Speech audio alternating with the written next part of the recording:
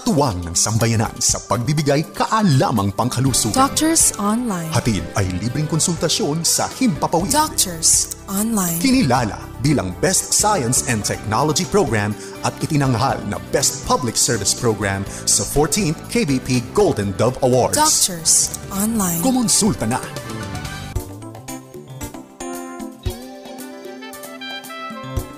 A wonderful day sa iyo kaagapay. Ikaw ay nakikinig na ngayon sa Doctors Online kung saan hatid po namin ay libreng konsultasyon sa Himpapawid.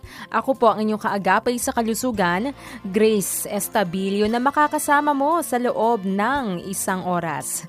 Tayo po ay miyembro ng KBP o Kapisanan ng mga Broadcaster ng Pilipinas. Napapakinggan po tayo sa 702 DZAS AM band, sa febc.ph, sa internet po yan, gayon din sa ating mobile app or radio app na FEBC PH Stream. And of course, tayo rin po ay napapakinggan at napapanood sa ating Facebook Live sa 702 DZAS FEBC Radio. Kamusta ka ba kaagapay? Napakabilis po ng araw. Last day of the week na. Ang iba sa atin ay excited na mag-weekend. Happy Independence Day kaagapay! Ang iba siguro ay nasa trabaho ngayon habang naka-tune in sa ating program. Ang iba naman ay nakatutok sa kani-kanilang tahanan.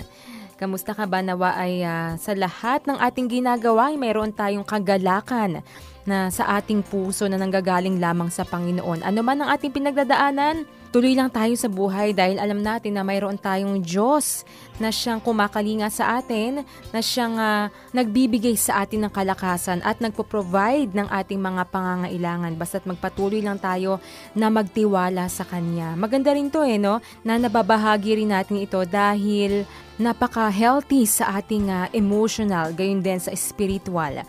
Na yung kagalakan, yung kasiyahan na mayroon tayo ay nakikita rin ng ibang tao, di ba? Nag-a-adjust man tayo dito sa ating new normal na tinatawag. Lagi nating isipin na may plano ang Diyos. Kaya we thank God for this week, for another day na pinagkaloob na Panginoon sa atin. Nagpapasalamat tayo sa ating teammates na umaalalay sa atin. Thank you kina JV Tabua and Nathaniel Peralta. Salamat din kina Wen Balatukan and Chris Rosete. Salamat din sa ating broadcast engineers kina Nels and Chester at sa mga kasamahan natin sa Bukawe Transmitter Site. Thank you po kina Kuya Hezek, si Ate May, si Nanay Nori, si Kuya George and Kuya Ray Cristobal, gayon din kay Kuya Zaldi, kay Kuya Julie, at kay Pastor Edward Balyad. Maraming salamat po. At syempre, nagpapasalamat din tayo sa lahat ng mga nakikinig na ngayon sa ating program. Hello po kay na Kuya Aladin May Kabaltikan, kay Harley Arvesu, Mary Ann Arlene Aseo, Miss Grace Mercado Tan, sabi niya, ang FEBC ay ang kanyang childhood radio program. Listener since elementary hanggang present na nagwo-work na, aba naman. Happy listening din kina Josephine Pehi de Jesus, Maria Belen Carangan de Leon, happy listening. Gayon din kay Melly Dungka, Adi Alikbusan, Corazon Reyes, Kuya Vince Santiago, hello po, we miss you. Gayon din kay Aurea Castillo, Lerny Canasa, Evelyn Cuevas, Kuya Andrew Dalisay, Ate Rester Joy Evangelista, Emelita Ramos, Pastor Jeff Ramos, hello po, kay Rachel Raquel, Heidi Tibay, Luz Viminda Rosales, LV Bergara, si Myla Aurin, si Ate Rowie Hizon, hello po, gayon din kay Marites Halili. Happy listening at sayo kaagapay na nakatutok na ngayon. Happy listening sayo. Nawa po ay habang nakatutok kayo sa ating program ay marami ka po na matutunan. Dahil ang pag-uusapan natin ngayong araw ay tungkol sa sinusitis. Nakaranas ka na ba nito kaagapay? Paano ba yung mga paraan para maiwasan ito? Paano ba ito matitreat? Yan ang ating pag-uusapan. Makakasama natin ay si Dr. Socrates Soltura na isang otorhinolaryngologist. Kaya kung may katanungan ka kaagapay, iti-take note po namin yan. Pwede po kayo mag-send sa 0917-572-1754 or magpadala ng katanungan dito sa ating Facebook Live sa 702 DZAS FEBC Radio. Health Forum. Masayang kwentuhan, ugnay sa ating kalusugan. Masiglang tanungan at palitan ng kaalaman. Dito lang yan sa Health Forum. Today's Doctor Online. Welcome na po natin ngayong hapon mga kaagapay. Siya po ay nagtapos sa University of the Philippines College of Medicine. May residency training din in otorhinolaryngology or ENT sa UP-PGH. Siya rin po ay nagtop sa diplomate exam in the Philippine Board of Otorhinolaryngology, and currently he is an active consultant in ENT otorhinolaryngology sa Medical Center Parañaque City and visiting consultant sa ENT sa kanilang clinic sa Soltura Clinic. Welcome po natin si Dr. Socrates Soltura na isang otorhinolaryngologist. Hello po, Dr. Socrates. Hello, good afternoon. Kamusta po kayo, Doc? By God's grace, okay naman. Sa biyaya po na Panginoon tayo po ay malakas, nakakapagsilbi pa rin, nakakatulong sa ating mga kababayan, sa ating mga tagapakinig. Baka meron po muna kayong gustong batiin, Doc? Eto na lang yung family ko. Binabati ko kayo lahat dito. Batiin niyo po isa-isa, Doc. Of course, my wife, Dr. Benita, si Dave, yung aking bunsong son, and my second to the youngest, si Israel. Okay. Hello.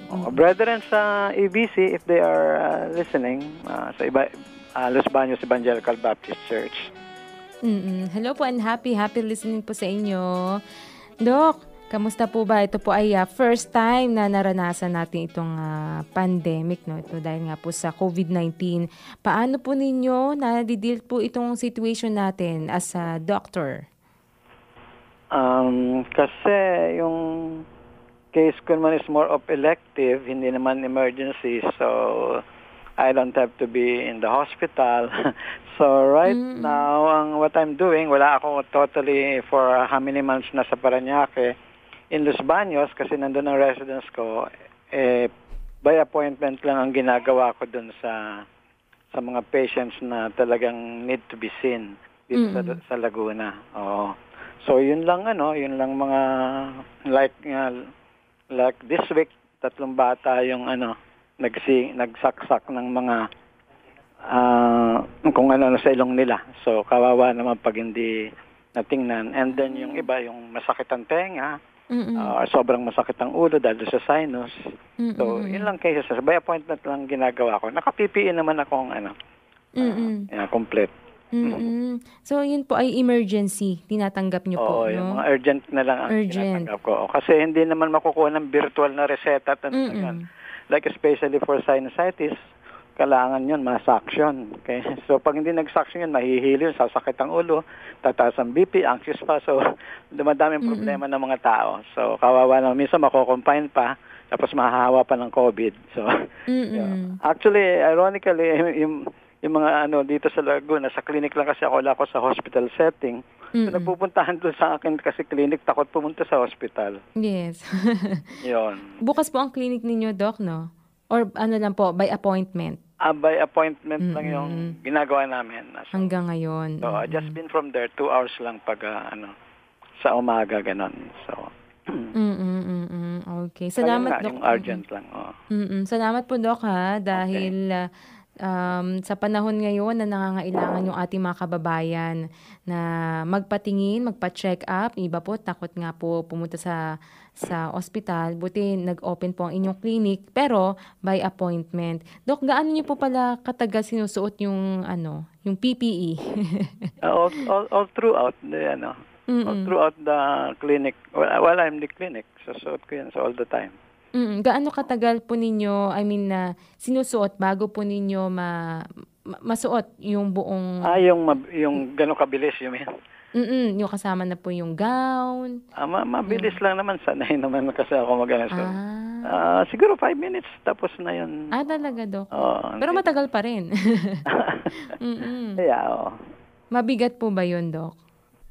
Hindi naman. Medyo... Yung gown sa surgery, pag nagsa-surgery, parang a little heavier lang doon. Okay.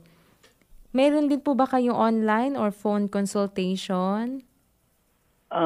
Problem is mahirap sa case ko yung online consultation kasi pag ENT, halimbawa, okay. acute lang na mawawala din naman yung kung sipon-sipon lang na So, yeah.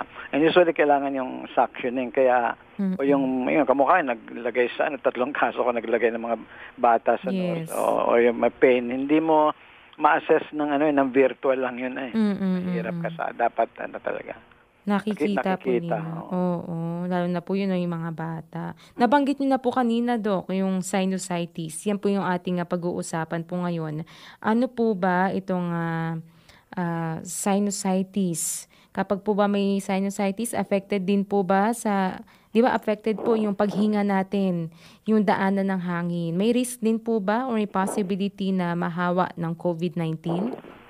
Oh, definitely. Kahit sino, mas prone pa siguro yon kung meron kang condition na ganon, mas prone ka na, mas mahina kasi yung, I believe, although wala pang mga studies kasi bagong lang yan, di ba? So, but I believe na generally, mas mababa ang immune system ng mga may allergy na, chronic allergy na, compared sa iba. Mas madalis ang dapo ng virus. So I would say that the same goes with COVID-19.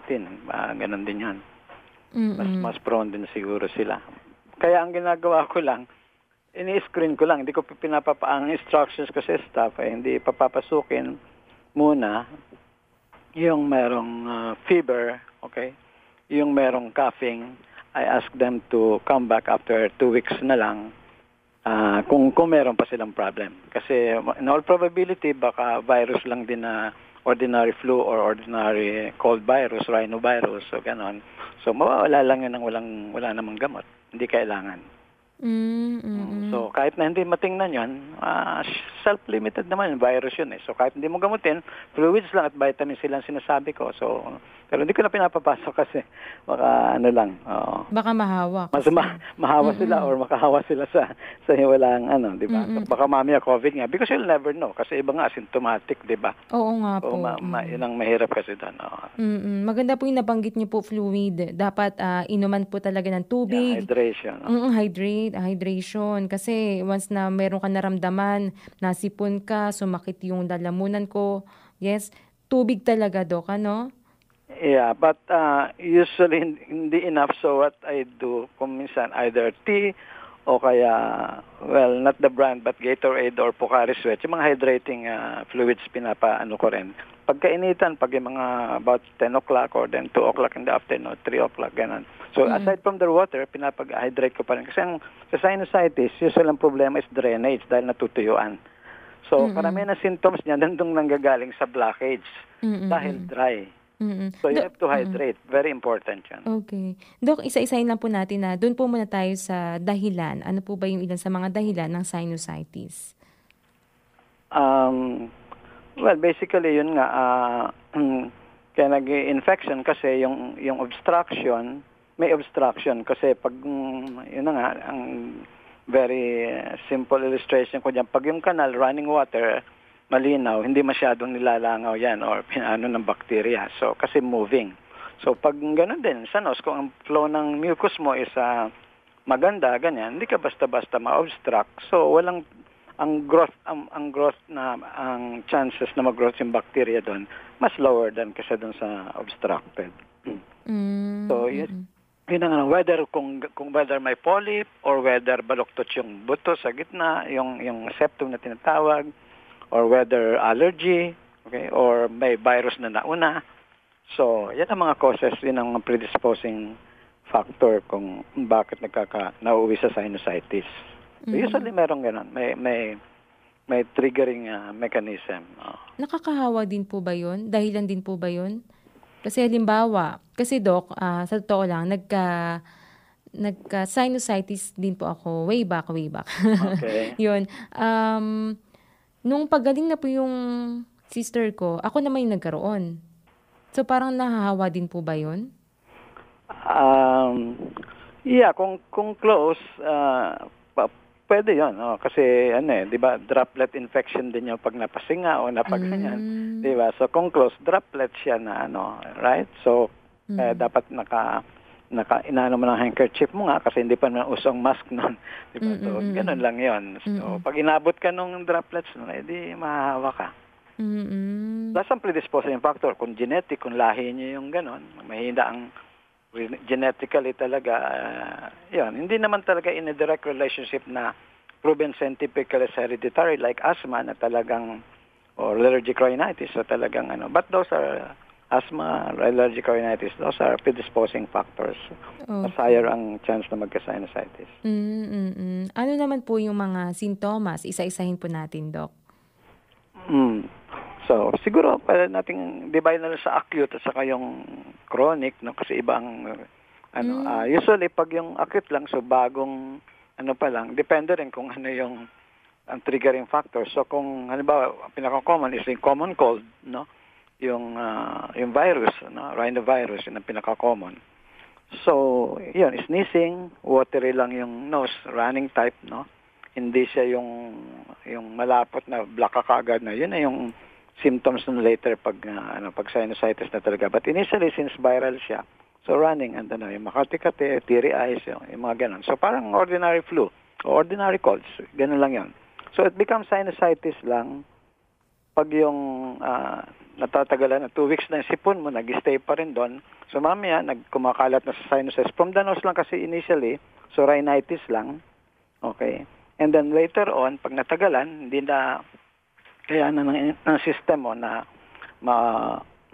matalo yung virus. So nag-spill over doon sa surrounding bony cavities na yun ngayon sinuses. So then, saka siya napapatungan ng bacterial growth. So saka siya nagiging sinusitis. So pag may sinusitis na, ayun, may headache o facial pain, masasakit sa face, sa forehead, underneath sa may pagitan ng in between the eyes, cheekbones, yun ang and then itchy throat or sore throat, siyempre barado din yung congested din yung ilong, barado din. Okay? So yun ang pinaka-common na manifestation niya. Facial pain, headache, running nose, or obstruction, sore throat, fever. But ang fever sa sinusitis, acute lang usually, and then hindi karasa masyado. Pag mataas ang fever talaga, usually it's usually may kasabay na flu yan, no?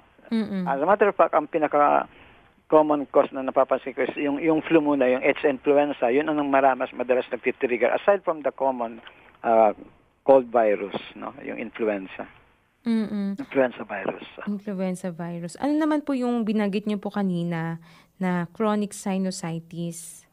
Pag natagalan na kasi, kung hindi makontain ng body mo, hindi natapos yung attack in 2 weeks, no? Nagtatagal, so maabot siya ng 4 weeks up to 3 months, ganun. So nagiging tawag doon chronic na. Yun. In between yung 4 weeks na at in between yung 1 week, subacute o yung before maging chronic. Parang yung parang acute, subacute, and then chronic. So anyway, so in short, natatagalan na yung chronic sinusitis. Talagang mas matagal na. Weeks na siya, kuminsan month pa. And then paulit-ulit na talaga. So acute yung medyo mild pa. Chronic, ito na yung medyo malala na, no, Doc? Yes.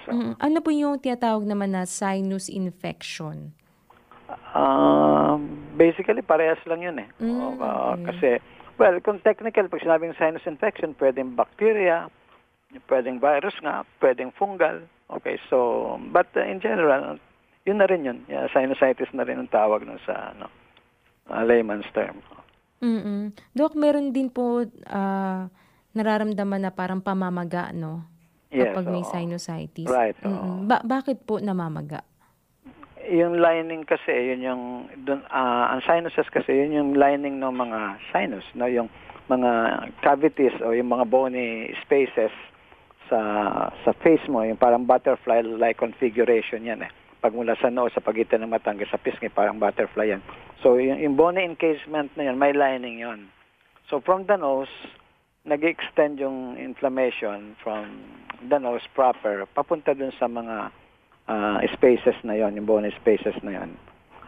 So, ayun. So, inflammation, basically siya. Extended inflammation from the nose. At ito po ay kapag lumala, nagiging chronic or meron pa po ba ibang complication, Doc?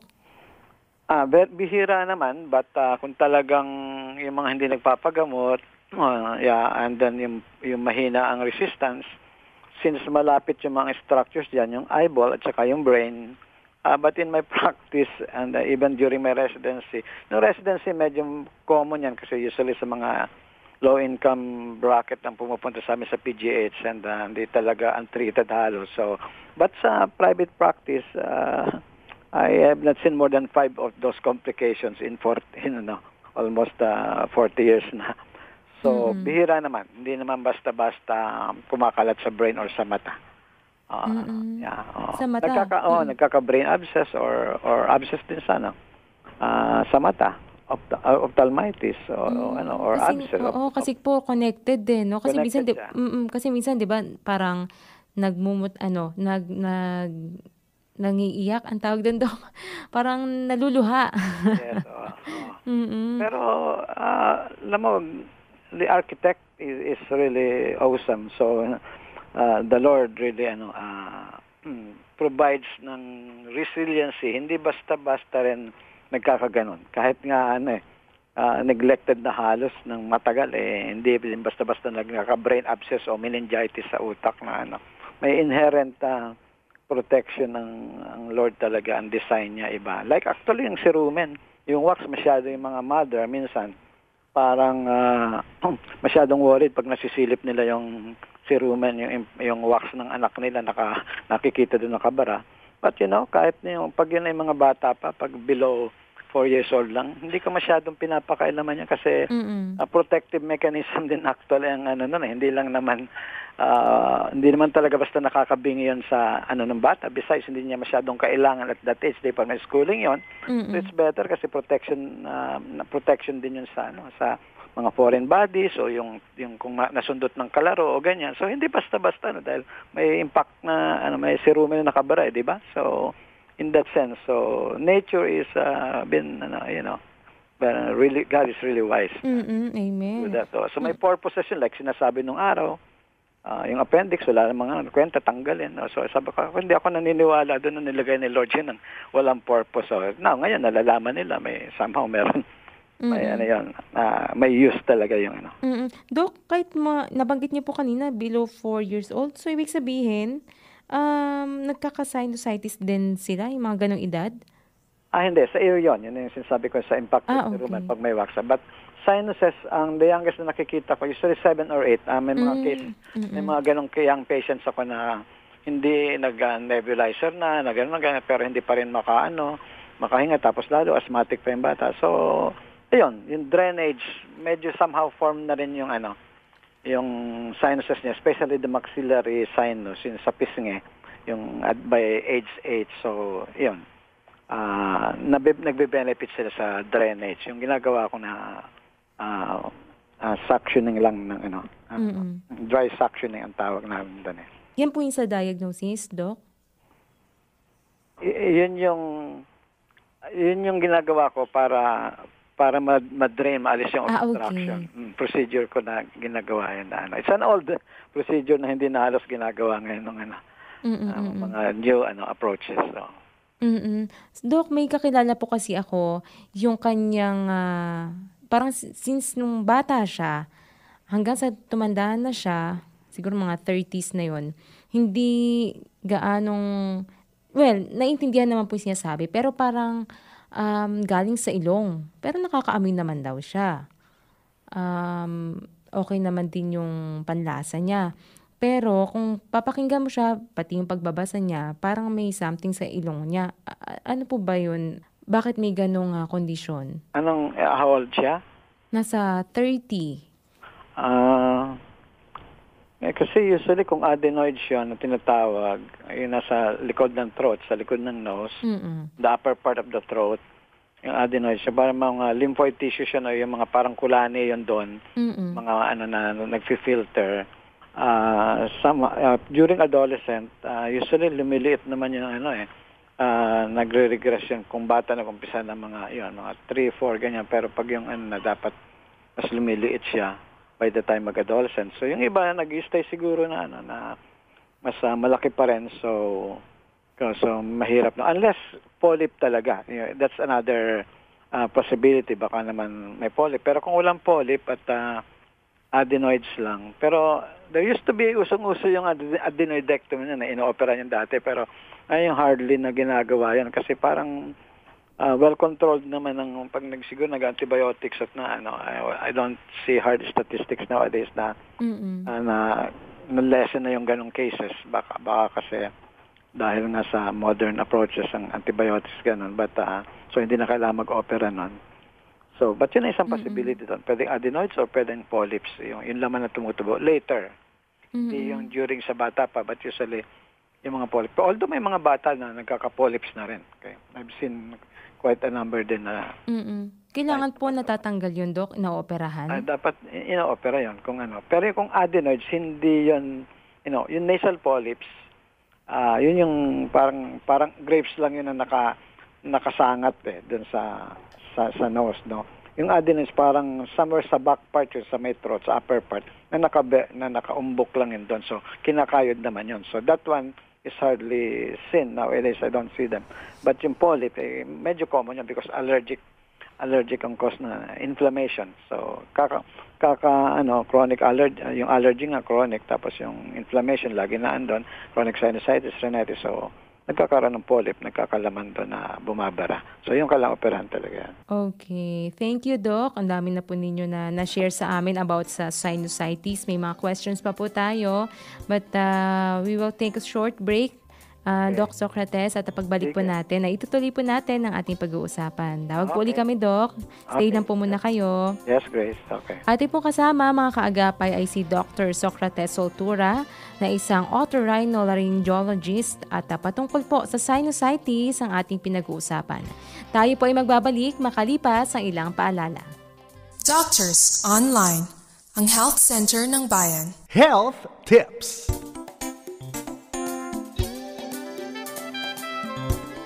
Madalas na nakakaranas ng baradong ilong ang taong may sinusitis. Nakakaapekto kasi ito sa paranasal sinuses o ang mga espasyo sa likod ng muka na sanhi ng nasal cavity. Kabilang sa mga sintomas ay pananakit ng muka dahil sa pressure, baradong ilong, nasal discharge, pagkawala ng pang-amoy, pag-ubo at hirap sa paghinga. Huwag itong isantabi dahil ang akalang simpleng sipon lamang ay posibleng maging sanhi ng malubhang karamdaman. Kaya narito ang mga paraan upang maiwasan ang sinusitis. Ugaliin ang paghugas ng kamay, iwasang manigarilyo at second-hand smoke. Pwede ring magpabakuna. Lumayo sa mga taong may sipon at iba pang respiratory infections. Gumamit ng humidifier sa tahanan. Linisin ang air conditioning units para maiwasang maipon ang mga dumi at kung maaari, umiwas sa allergens. Ang artikulong ito ay hango sa www.medicalnewstoday.com at hatid ng inyong 702 DZAS Radyo TV. Doctors Online.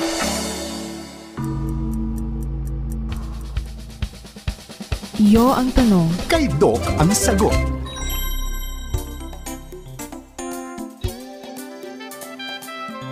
Nagbabalik po ang Doctors Online dito sa 702 DZAS Radyo TV, Agapay ng Sambayanan.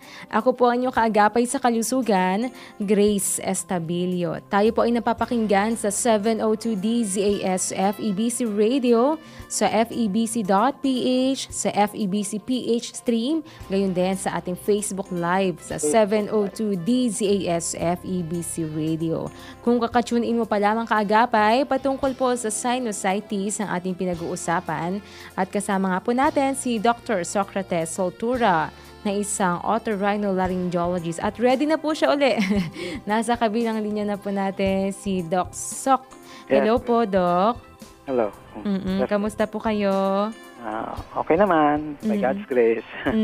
Salamat po sa Panginoon. Tuloy po natin, Doc, yung ating pinag-uusapan. Doc, baka po yung mga nag-worry, no, ng mga kaagapay natin or mga tagapakinig o mga kababayan natin na akala COVID, yung pala sinusitis ng pala. Paano po yun, Doc? Yeah, medyo tricky ngayon kasi but one thing sure kung parang kung dati mo nang sakit 'yon, dati kung chronic ka na and from time to time talagang may attacks ka pabalik-balik yan, recurrent over the years or months ganyan. So iba-iba depende sa individual. Then more or less feel mo yan kung sinusitis talaga yan kasi matagal na chronic na nga eh. Ang problema is kung acute. So kung bagong yun ang mahirap ma-differentiate kung acute yan or initial sign ng COVID, yung rhinitis, yung running nose, yung mga ganon. Kasi di ba virus lang siya? Mm-mm. And we said that ang isang triggering factor sa sinusitis, acute sinusitis, and sa COVID is parehas yung obstruction sa nose and all that. No? So, kung ordinary rhinitis lang naman or even yung mga chronic mga sinusitis na merong acute exacerbation o yung may pag-ulit, okay, usually wala namang fever yon, hardly may fever talaga, walang fever talaga yung mga chronic na sinusitis. Usually headache na lang yan or facial pains pero the other factor is coughing, no? So usually then malalaman mo na yung coughing nila pag mga chronic sinusitis na more dun sa throat lang siya nako-confine. Hindi siya bumababa papunta sa chest. So sa mga nababasa ko na napapakinggan sa mga doctors sa mga media sa about COVID, talagang yung mahirap ng paghinga nila talagang matindi, talagang hindi yung kamukha ng mahirap huminga sa ilong. Ito yung sa COVID talaga more up to the chest part yon, talagang umuubo talaga. Kaya in a matter of a couple of days makikita mo, sabi nga ni Dr. Willie Ong yung observation niya, ang bilis ng progress ng pag magkasama yung fever at saka yung coughing na nag-progressive hindi basta-basta ang coughing ng sinusitis hindi ka masyadong mababother noon. Pagising lang usually sa umaga na parang nagbabagsakan yung plema, yun yung kaya ka nagka-cough, yung drip. Okay, so kaya ang tinatanong ko, wag mo papasukin sa clinic pag ang ubo sa chest. Tingnan natin yan after 2 weeks na. Okay? Pag ang coughing niya parang matagal na, paulit-ulit lang at more dun sa lalamunan lang, malamang drip yon. So, pwede nating tingnan yon. Yon, so ganun. Plus, walang fever. Kasi mahirap masabi unless i-test mo, i-swab mo nga, i-test talaga ng pang-COVID, saka lang malalaman. But we don't usually do that here. We usually refer you sa mga centers kasi na gumagawa nun, di ba? So hindi ka naman pwedeng gumawa ng mga testing na ng klinika na. So we refer them pag ang tawag doon ay high index of suspicion. So yan, pag medyo mukhang, because sa dami naman ang titingnan ko mga sinus patients at over so many years, more or less alam mo na yan kung ibang dating nito, ibang itsura. Okay? So that's why importante na, kaya hindi ako makaano ng basta-basta virtual.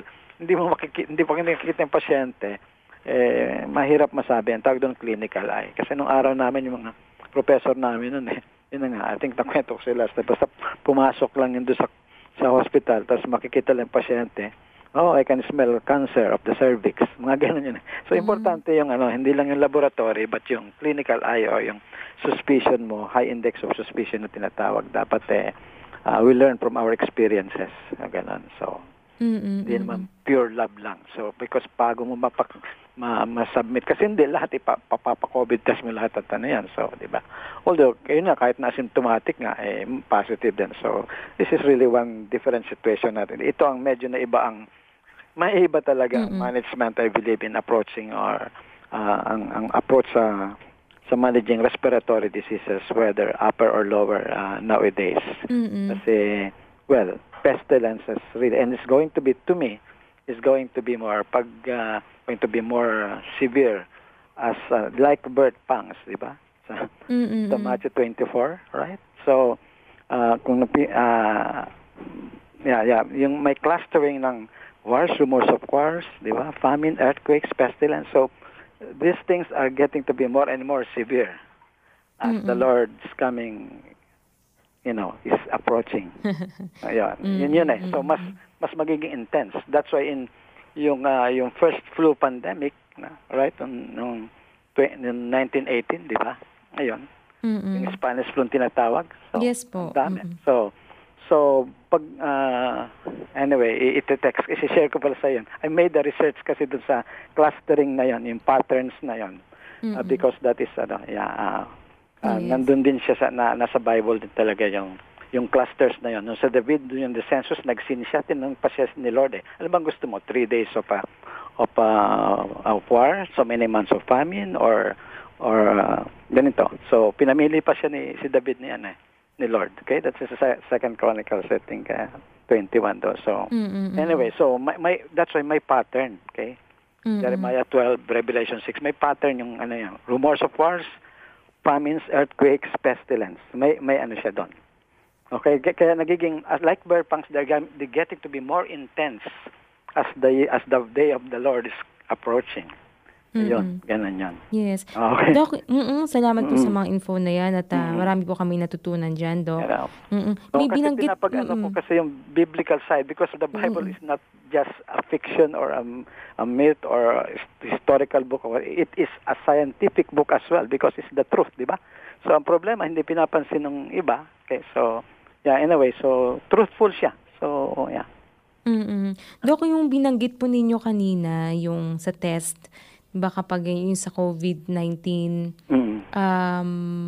involved doon yung sa sinus, di ba pinapasok po sa loob? Tama, yes. Doc? Pati yung sa swab. Pati yung sa swab test. So, Doc, pwede niyo po sa amin ma-explain kung saan po particular, specific area po yung kinukuhanan ng test? I've not done it personally because may mga okay. doing that. But if you can, doon lang siya sa mismo sa nose lang mismo, doon sa cavity, sa nasal cavity. Kasi pag inhale mo, di ba? So nandun na 'yon. Pag panghinga mo pa loob ganun papasok all the way yan from pag mula doon sa front mo hanggang sa back ng mo. Usually more sa front mas maraming kasi nandun yung initial blast ng volume ng virus eh. So it should be really mas marami doon sasabit sa mga turbinates. So iswab mo lang 'yon, ipasok mo lang ganun 'yon. Nandun na 'yon. Okay. So depende sa volume na pumasok. Pag marami, hanggang doon sa may bandang likuran ng nose mo, abot yun doon. Depende sa paglakas ng singot or right? So, kaya dapat nakamask nga lagi. Tama po. Thank you, Doc. Mabalik po tayo dun sa sinusitis. Ano po ba yung mga treatment? May medication po ba para rito? Yes, depende kung anong stage mo makuha nga, but kung halimbawa anong complaint ng pasyente, so kung headache ang problema, so you give an for the pain, analgesic para doon. Kung may fever, may antipyretic, kung may para sa lagnat. Okay, kung may ubo, so usually kasi dry nga yung mucous lining, so hydrate. So supportive, may bibigay ka nga ng mga water intake, increase ng fluid intake, and then yung mga pantunaw, yung mga mucolytic pantunaw ng mga mucus na thick mucus, mucolytics, plus antibiotics. Okay, usually naman yung antibiotics diyan, kung hindi ka naman chronic, yung mga plain simple amoxicillin lang pwede na yan hindi sa community, sa mga probinsya, effective pa yan sa mga mga urban places, urban hospitals na medyo matatapang na ang mga bakterya. So hindi na basta tumatalo yung amoxicillin lang. But sa probinsya, marami pang yung lalo hindi masyadong naabot pa ng mga butika ng mga yung gamot ng gamot. Effective pa siya, yung mga simple antibiotics. Kaya may iba pa po bang way or option ng treatment, Doc? Kung sa bahay lang, pag yung masakit yung mag-hot compress ko lang, yung towel, mo lang sa hot water, tapos warm enough lang naman, palamig-lamigin ng konti para hindi lang mapasa yung bearable. Ipaano mo lang, i-compress mo lang sa face niya yan, pag may masakit, and then pwede rin yung mag-steam, inhalation ka lang ng salt, with water with salt, pang steam inhalation. Kung merong humidifier sila o yung may mga asthma, may mga meron, so pwedeng gamitan na rin noon. But doon sa mga wala namang machine na gano'n, usually pakulo ka ng tubig doon, mag-cover, langhapin mo lang yung usok ng cone shape na cardboard na okay na 'yan. Okay. So para lang maglusan yung as biogesic, paracetamol, simple ganun lang. So on the economic side, that should help, ganun lang yan. Okay. Of course, yung ginger, hinahalo ko yan sa luyang dilaw. So, turmeric. So, if you put them together plus lemon, that concoction is really, may nababasa ako dun sa mga Facebook, din na some ENTs, someone like Dr. Felix Ayayo, I think someone like that. But, nag-work talaga siya, because they are very good antioxidants. No? As a matter of fact, turmeric is one of the most potent anti-cancer antioxidants. Kaya yung luyang dilaw tsaka ginger, pagsamahin mo pa ng lemon, okay na yun. Maganda po yun, ginger or lemon. Yeah. Natry ko na po yan. Pero mas ako sa lemon. Para medyo ang taste medyo... May paraan po ba, Doc, para po naman maiwasan na magkaroon ng sinusitis? Mahirap considering yung exposure natin kasi iba na yung lifestyle natin, di ba? Laging may congestion. So, nung panahon, kaya nung mga times ng mga panahon ng mga lola at lolo, wala masyado nun kasi congestion yung precisely like COVID, di ba? Kaya social distancing, precisely gano'n. So, hindi mo basta maiiwasan, but you can increase your resistance, so to speak, immune system mo.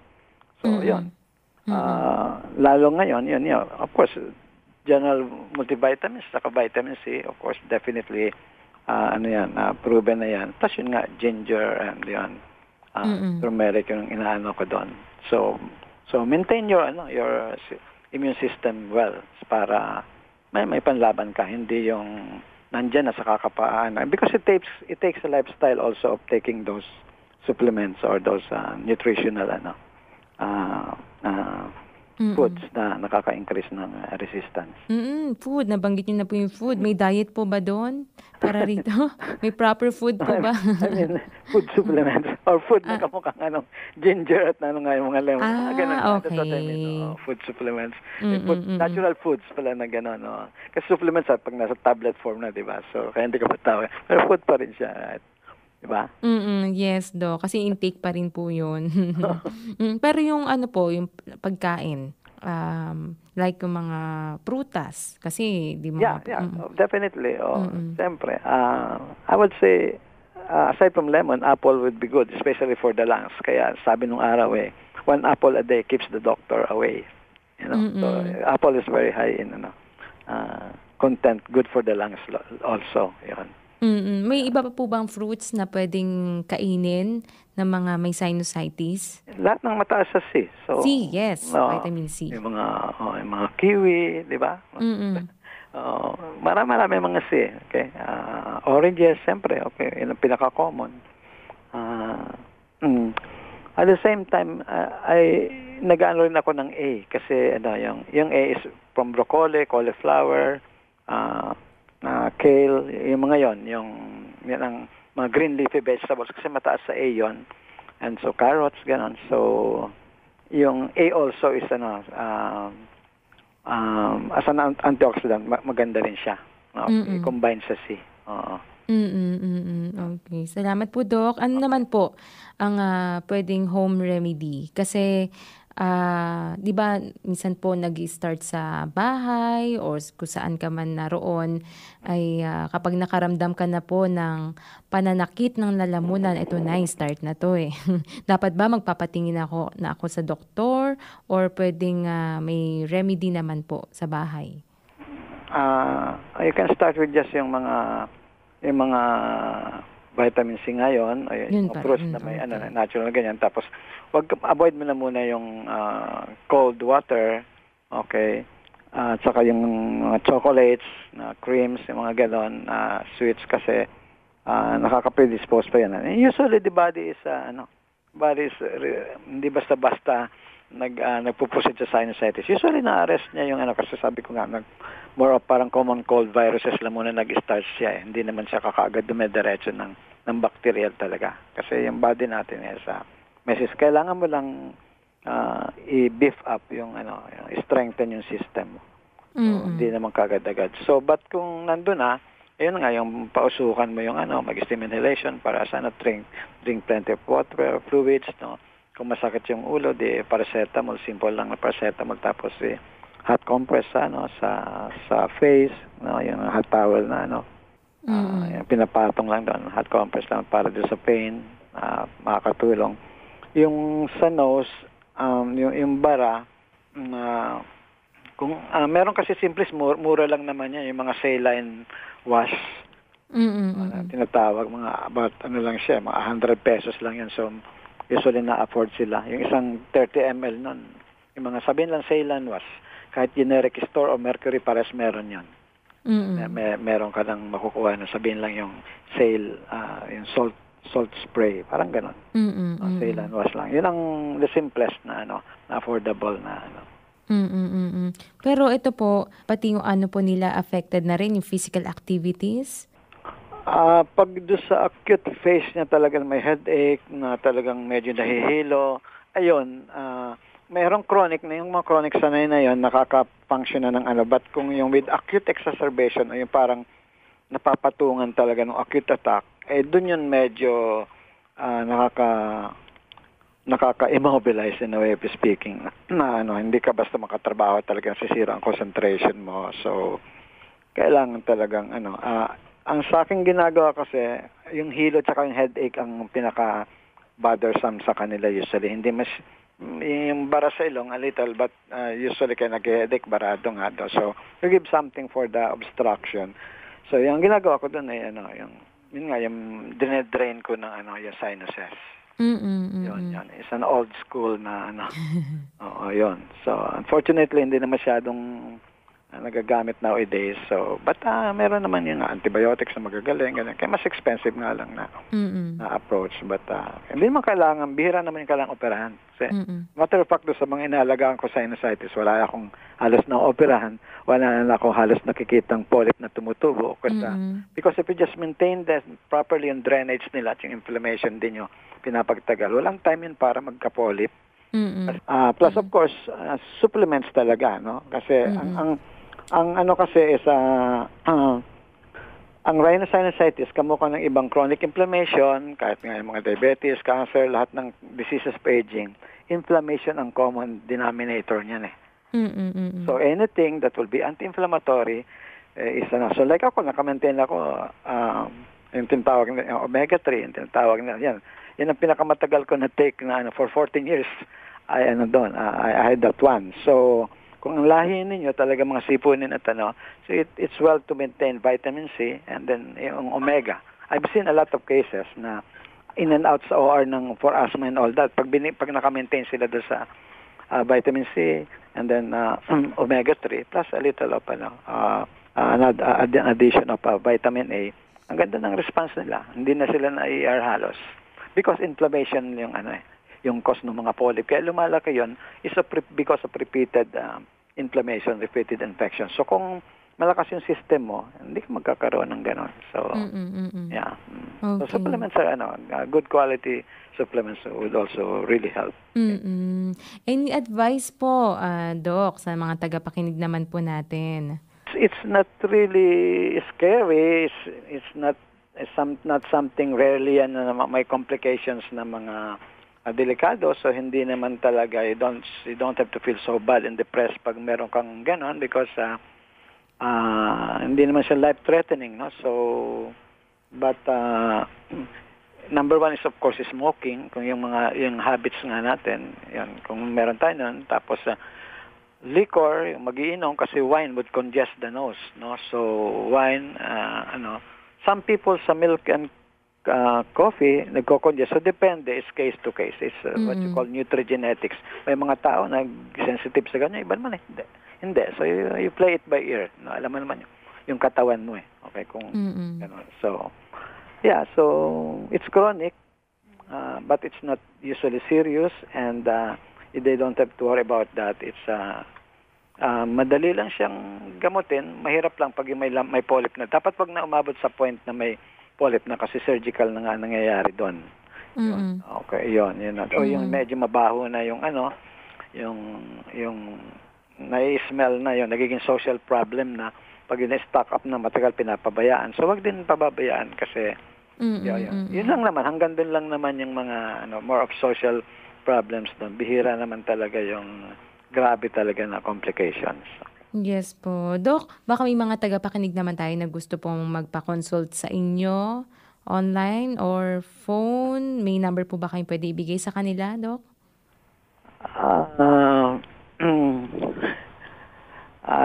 Sige.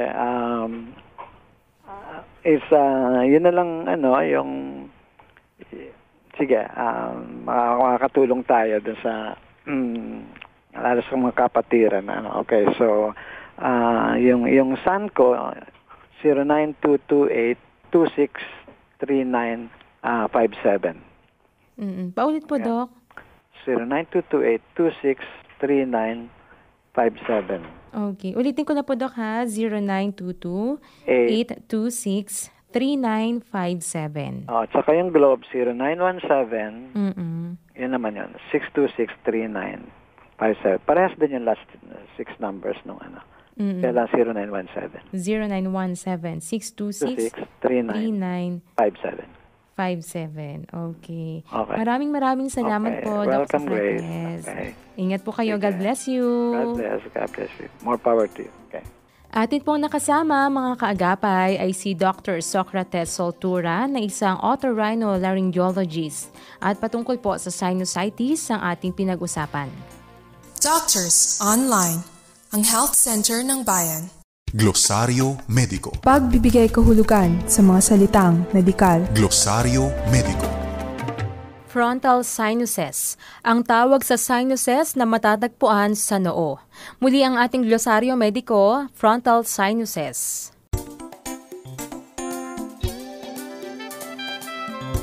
Maraming salamat sa iyo kaagapay na tumutok, nakinig sa Doctors Online. Nawa po ay marami po kayo natutunan patungkol sa sinusitis. Ating po nakasama ay si Dr. Socrates Soltura na isang otorhinolaryngologist. Binabati natin ang iba pang tagapakinig sina Miss Emelita Ramos, Lenny Babas, Kuya Robert Antonio, Ciel Maribohok, Arnita Fernandez, Pastor Rudy Fajardo, hello po, kay Ani Cabigaw, Kuya Dean Camacho, Jester Ramak, MJ Fernandez, kayo din kay Maria Doringo, Maribel Asusano, and Pardilio Aleona. Maraming salamat po sa iyo kaagapay. Inyo pong napakinggan ang Doctors Online mula Lunes hanggang Biyernes.